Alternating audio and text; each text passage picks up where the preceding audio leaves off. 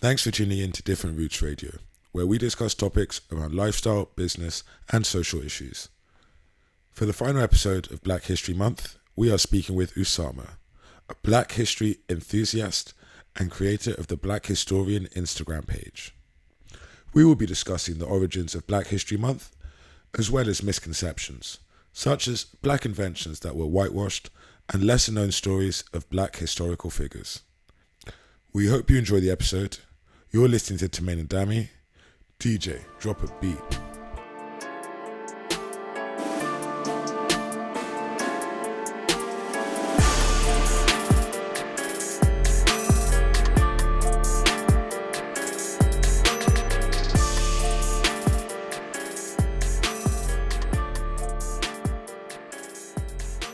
Thank you for tuning in to another episode of Different Roots Radio.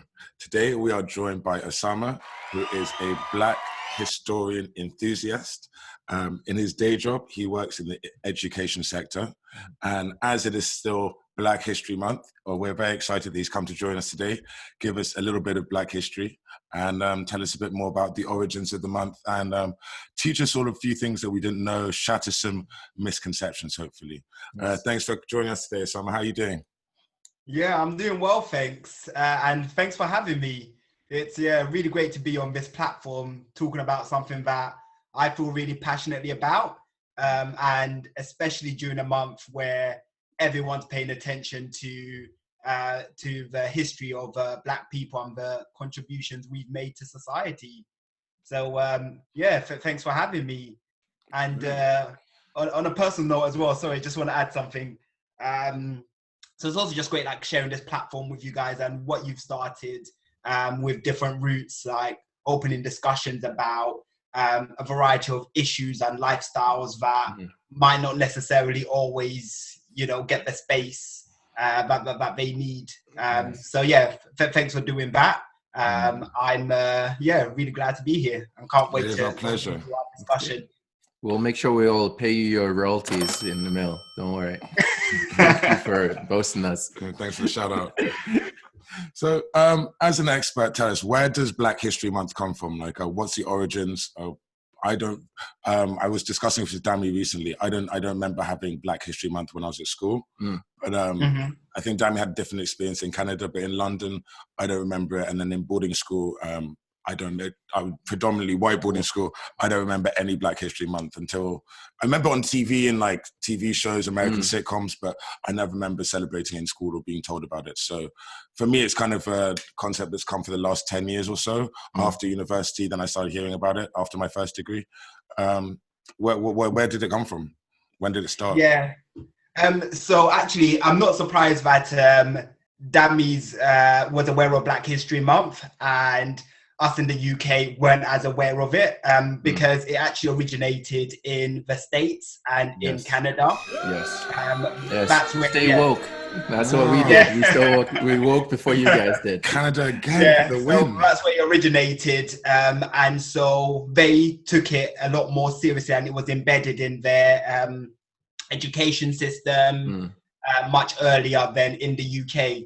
And for us, it really started to be a thing back in the late 80s, in 1987 to be precise. Yeah, like historian dates it started. Yeah. But it's one of those things where it is optional, particularly in the UK, and schools can decide to focus on it or not to focus on it.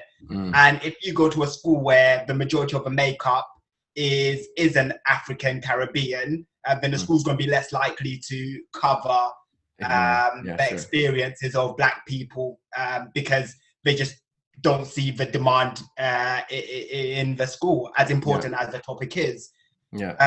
And just to talk a bit about the purpose of it, it was really an opportunity to focus on the experiences and the lives of Black people and the African diaspora in Western societies because they acknowledge that that's not something that's highlighted all year round. And so they thought, we needed a dedicated month where we could just focus on the lives of Black people.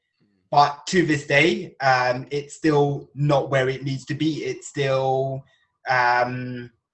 not focused on as much as it should. And so there's still a lot of work to be done. But the fact that we have a month dedicated to Black history is a positive step. But I think we need to do more to really highlight the lesser known Black people in our history. Because, you know, we always talk about Dr. Martin Luther King, Yes. Malcolm X, Nelson Mandela. Yeah. You know, those are the figures you focus on Yes. during Black history. But there are so many other figures, so many lesser known figures who have had just as a significant impact on our lives and in the countries we live in, who you've just never heard of. And that's kind of what motivated me to start the Black Historian account and to try and seek out sort of these lesser known stories and bring them to the forefront so they're not forgotten. And so their achievements are just as celebrated as those of Dr. Martin Luther King, Malcolm X, and figures like Nelson Mandela as well. I know originally when Black History Month became a thing in America, it actually started off as a week, the second week in February. Oh, sorry. For those that don't know, in US and Canada, Black History Month is in February, and whereas in Europe, so UK, Ireland, and Netherlands, they celebrate it during October. But anyways, back to US. When it started as the Negro Week, the Negro History Week, and it was the second week in February, and it so coincidentally happened at the same time as the birthday of Abraham Lincoln. So and I'm not sure if everyone knows, but like Abraham Lincoln was considered like the first real advocate for independence for Black people back in slavery days. Now, do you with that coincidence of his birthday and Black History Month starting from, you know, around that time, do you think like that's good, or do you think like, oh, you know what, it is what it is, move on? But Abraham Lincoln has gotten a lot more praise for his work. Maybe it's justified, maybe it's not. I'm not sure. That's why you're here to educate me on, you know, if you know, we should still be thanking Abraham for his work. Yeah, no, that is a very interesting like discussion point, because it's something that's been weighing on my mind as well, because that is the prevailing narrative on slavery. The focus is always on the abolition of slavery and the figures who led that abolition.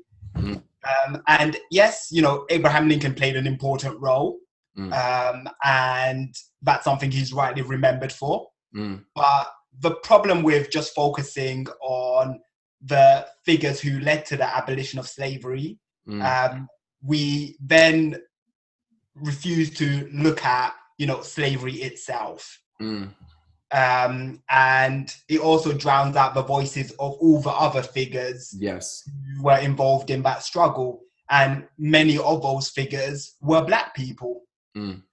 And some of those Black people I want to touch on later on in our discussion. But just to quickly sort of round up sort of this discussion, I just think we need to move away from just thinking about the figures who led to, you know, the abolition of slavery, and particularly just focusing on the white, right savior, American figures. Yes, because that is just one aspect, you know, of the struggle against slavery. There are so many other figures who were involved in that fight, and I think they also deserve that attention as well, particularly the Black figures that people have never heard of. And I'm going to be honest myself, I quite recently hadn't heard of them either, because you go through the whole education system,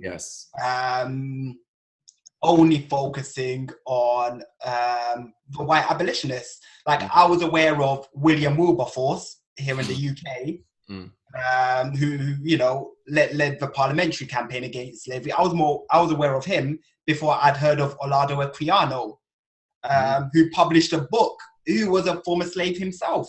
and then managed to secure his freedom, and then wrote a book which detailed the horrors of slavery and helped turn public opinion against slavery. So that was a massive role that he played. But you don't focus on him as much as you focus he doesn't get the spotlight. He does not get the spotlight. On William Wilberforce. And the danger of that is for a lot of Black kids and kids from minority ethnic backgrounds, they think, oh, when you look at slavery, we were always just victims. We were always on the receiving end of slavery. Oh, yeah. You know, we were never in a position to try and about it. To try and end this, to try and end this system. We're always just victims waiting for someone to liberate us. You should say that because when I went to the National Slavery Museum in Liverpool a couple of weeks ago, and it's an international slavery museum, and it's the only place in the world that acknowledges and highlights transatlantic slavery around the world. And there it was emotional, but it was everyone should go. It's free. It's very deep. But I was looking at all of it, and the slave ships and everything. And everyone's heard, well, most people, especially in America, have heard of Harriet Tubman. She used to free the slaves, go from plantation to plantation on an underground railroad and liberate slaves. And she's, as you said, like she's the main name. We only know like Martin Luther King, Malcolm X, Harriet Tubman. These are like Black figures that you hear about, but there aren't many. And just in the museum, I learned that it wasn't just in America, in Barbados, in Jamaica, in all these places, Martinique, they were having uprisings. Even in New York, they had, in Barbados, they had a woman called Nanny, and she was like the fearless leader of the Maroons. And they used to just literally kill like their oppressors and like grow together, go from plantation to plantation. Warrior women, exactly. Then there was another guy called, he was like the Black Spartacus, and he was in Barbados, and he was called the Black Spartacus because obviously he was going around doing what Spartacus did, going around killing people at a high rate. This is Sparta, man. This is Sparta, but like, to the slave masters and stuff. So it was, even though like I went there and I learned so much, and I saw the slave ships, I saw how they crammed everyone in, I cried and I got really emotional. But it was good to see that there were so many stories that get buried away in history, like you said, because history is written by the oppressor, or it's written by whoever wins the war. So all these stories I'd never heard of, and I thought I was woke, but they all get lost in time because they're Black people. They didn't finish slavery, but this was in the height of it, and they were really involved, and they released slaves, and they fought, and they died. But a lot of their stories just didn't get told. Actually, there's another avenue that people can listen to Black history and find heroes that aren't mentioned about. I'm not sure if you've seen it yet, but Kevin Hart's Guide to Black History. It's on Netflix. On Netflix. Yeah. It has shorts about the history of people like, what's a good example? Henry Box Brown. So he's the guy that essentially shipped himself from Southern America to North America in an actual box. And, he escaped slavery that way kind of thing. And other people started doing it. And there's, so the way it's depicted, it's kind of supposed to be educational, but also informative. Yeah. Right. So, and a little bit of an entertainment value because he's trying to explain it to his daughter. So people like me, I really enjoyed it. I was like, oh, I did not know that. But, the way that Kevin Hart, has that little way of demonstrating and being banterish and, so have you seen it? The Guide to Black History Month by Kevin Hart or no? No, it's on my list of things to watch. Yeah. So it does kind of bring out some of those unsung heroes that you've mentioned about. So for those that, that's an easy 1 hour in your day that you can just watch and educate yourself real quickly. Netflix and chill and educate. Wow. You said that.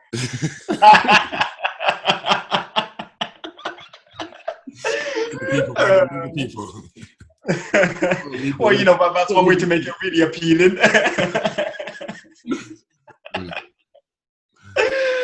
Cool. So from your top of knowledge, or what are like some of the unsung heroes, the ones that aren't preached about, if you can mention like two and educate us, because I'm not a history enthusiast like you, but I definitely feel like I want to be more woke than I am now, be more aware of, you know, my history and, you know, the people that's impacted it. And, you know, hopefully our listeners also take this as an opportunity to learn something that they don't already know. So give us like two names, a little lowdown on who they are. To break it up a little bit, could you do one for like black people and one for everyone else? I know that sounds like we're dividing the world. Why did you go black people and point yourself and everyone else? There's so much melanin on this side, so I just had to be it's because there's the light coming in through the window. I look light right now. But I know a lot of my friends are like, a lot of my Caucasian friends and international friends are like, when this whole Black Lives Matter thing was really like George Floyd and all started catching attention, they didn't know what to look for. They didn't know where to read. And if they want to get more information about Black history or the situation, where should they go to? And like, we had Damien come in on that second episode and talk about that. My white friend from Birmingham, he came in, he's like, I don't know where to go for information. I don't know where. Or they get BBC News, they get all of this. So, and then for black people, we think we kind of know what's going on, but there's a lot of stuff that we could be reading or have access to, but we don't know about. So is there anything you would suggest for some people and others? Preach. Give us two names. Yeah, absolutely. So I'm going to start off by just name dropping a few really interesting figures in Black history that hardly anyone knows about. And I didn't know until quite recently, until I really, dug deep and started doing my own research. And then I've got some resources that I like to share as well, where people could go and find out more information, particularly those people who want to really dig deep and really find that forgotten history. So one of the figures I wanted to bring up, because as you guys know, my first passion is politics. Yeah, politics. I'm a political activist in my local area. What was that? Jermaine called you a nerd. I didn't understand that. You said poli-sci, you dork. I give them a job. That's why. So one figure I recently came across was John Archer. And what I found particularly interesting about him is he was a man who traveled from Barbados to the UK in the 19th century. And even though at the time there were few opportunities for people from an African Caribbean background, he managed to enter local politics in Battersea. He became a councillor in Battersea, and then from there he was able to progress to being the first black mayor in London in 1913. And some of the things he fought for was a minimum wage for council workers. And by the time he died, he had advanced to deputy leader of Battersea Council. And this was at a time where it was difficult for a black man to excel in fields such as, politics or business or the legal profession. But despite all that, he managed to achieve as much as he did. And when I heard about John Archer's story, I thought, my God, if these were the kind of stories I was getting when I was in school, I might have realized at an earlier age that actually, you know what, there are lots of different avenues for a black man in the UK. But because we don't hear enough of these stories when we're going through the education system, a lot of young people coming from a black and minority ethnic background, we narrow our scope. We think, actually, there's only so much I can achieve in society. When that's not the case. And there are loads of examples throughout history that prove that's not the case. But because you don't hear about them, you never, raise your horizons. Unless, you got good parents pushing you on, you got good role models in your community. You're always going to think, actually, you know what, as a black man, I can only amount to certain things. So John Archer's story I found really inspiring.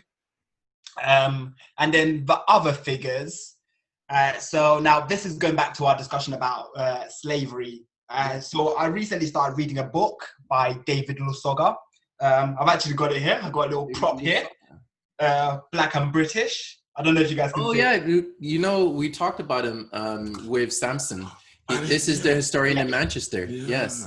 David Olusoga, OBE, I believe that's his name. Yeah. Yes. All right. Yes. Go on. Tell us about his book. Yeah.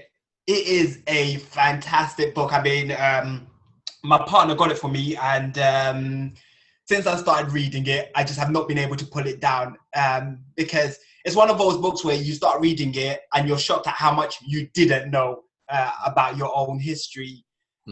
So right now I'm on the chapters that focus on the periods where the slave trade was at its height.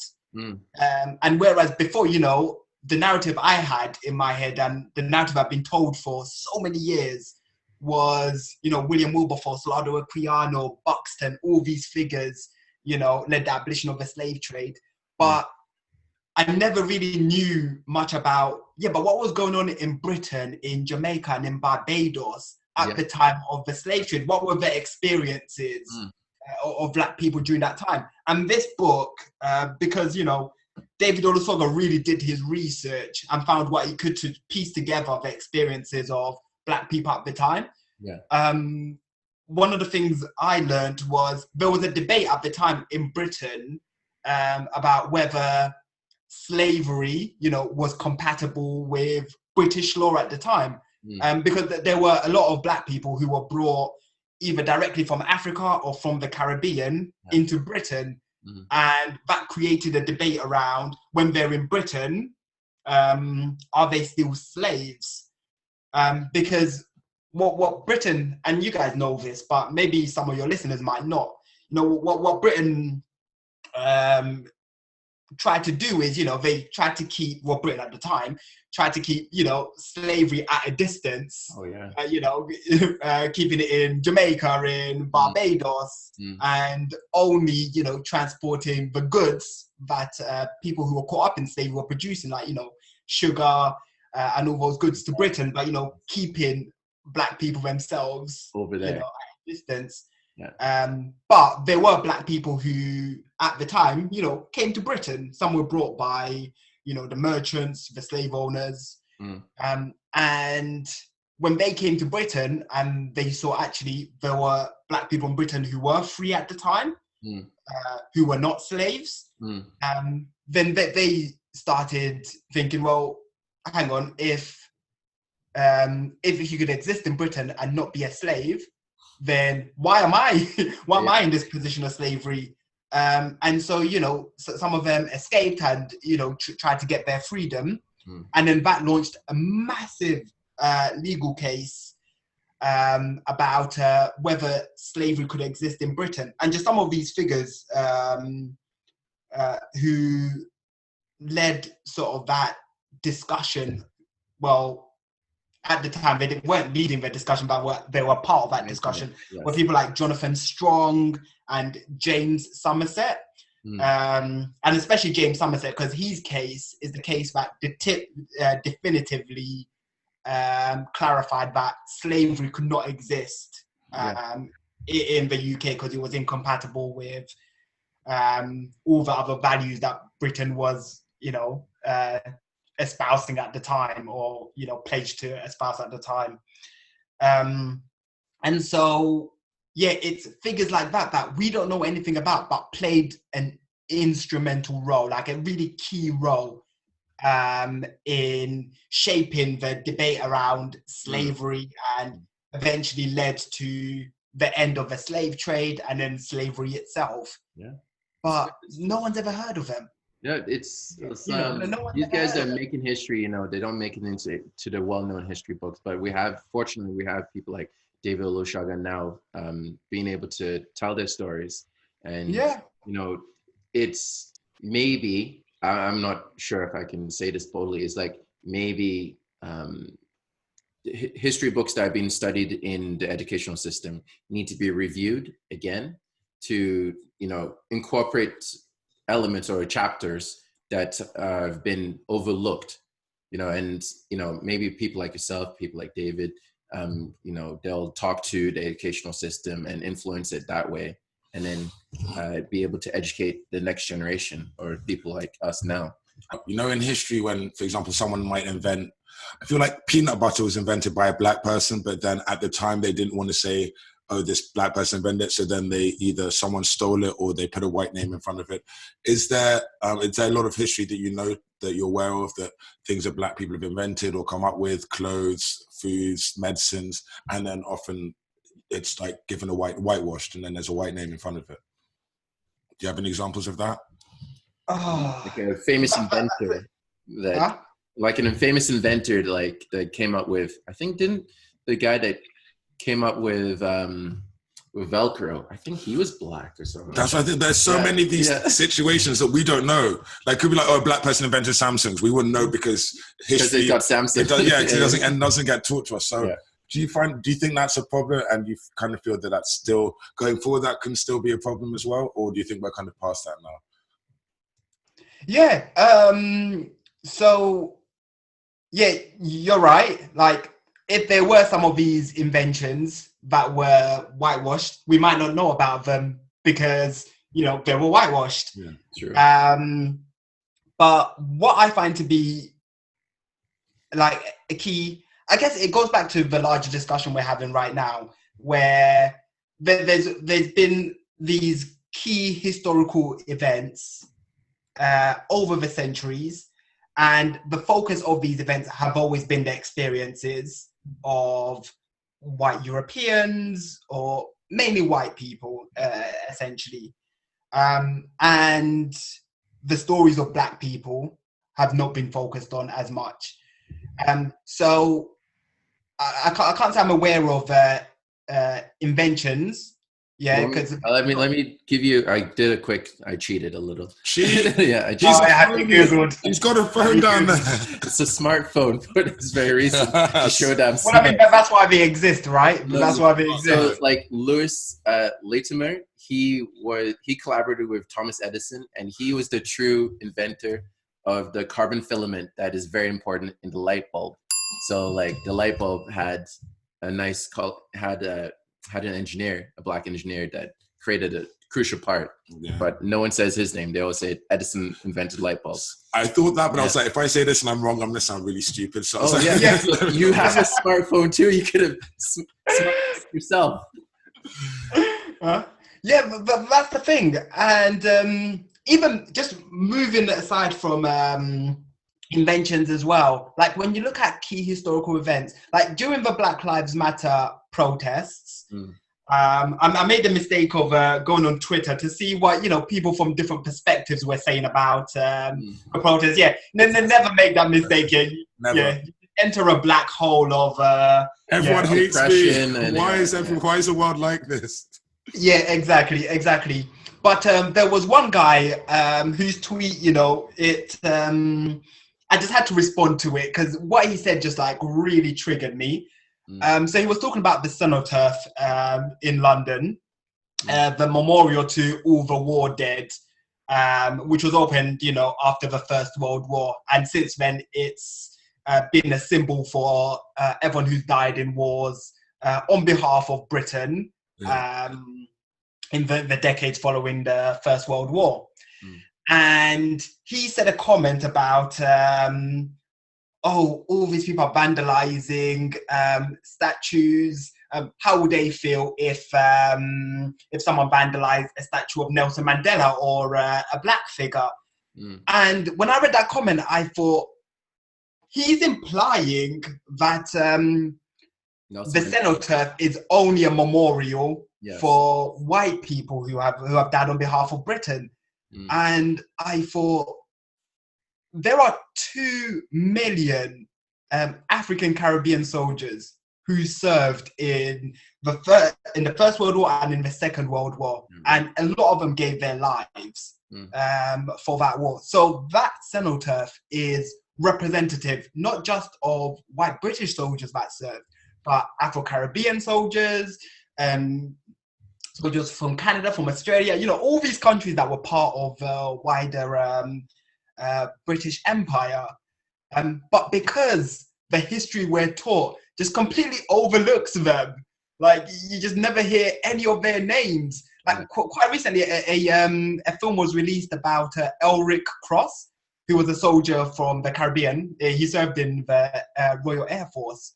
And, you know, he received a medal for his services in the Air Force, but no one's ever heard of him. People think that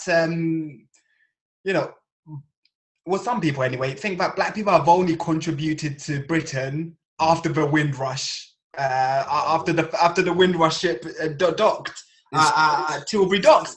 And it's like, no, black people have been in the UK since like the 4th century. They found remains of a mixed race woman. What's she called? The Ivory Bengal woman. And she was here during the Roman occupation. And she wasn't a slave. She had all this bling on her, she had the clothes she was wearing. She must be. She had a watch on. It must be one of my exes, man. It must be one of my exes. Oh, you're that old. I'm an old soul. That's what I'm an OG. Same in America. Yeah. When the American football players were protesting the national anthem, kneeling for the flag, and then some other white players were saying, "Oh, it's disrespectful for the flag. My ancestors fought in the war." And then one of the players just lost it. He's like, "Look, my ancestors fought in the war as well. Like, it wasn't just yours. Like, because in America they assumed it was just white people that fought, but the black people were fighting for their freedom. They said, look, if you go to war, fight for America. When you come back, you won't be a slave. You'll be free." So they went. They fought for America. Came back, and they were like, "Psych, you're still a slave." So, like, my ancestors also fought for the war, but they were fighting for their freedom, and they didn't get it. So it's like, but that's like rubbed out in history. In history, like, oh, the slaves were just working the fields, or the white people went and won the war. No, like there were hundreds of thousands of black people that died fighting for America, fighting for England. But it's a consequence of these stories not being told. And they're not in the paintings, they're not in the pictures in the text. And how do you miss drawing a black person like fighting in a war? How do we didn't see them? We forgot they were there. What? Yes. So it's So then, fine. If not, I guess you said Twitter is not a good place for us to educate ourselves on or to read. No, I would not recommend it. Take it in as fact. So then, if I guess kind of wrapping up is, what if you can give us like 2 or 3 different data sources that you think are very good factual sources that people can go to, either a museum or either an online source of book that you could highly recommend? What would they be? And then okay, so in terms of books, I'm going to go back to the David Olusoga book, because when it comes to Black British history, it's one of the best books I've read so far. So I recommend that for people who are looking for a really in-depth overview of Black British history and the contributions of lesser known black figures. Definitely check out this book. Bring it in close.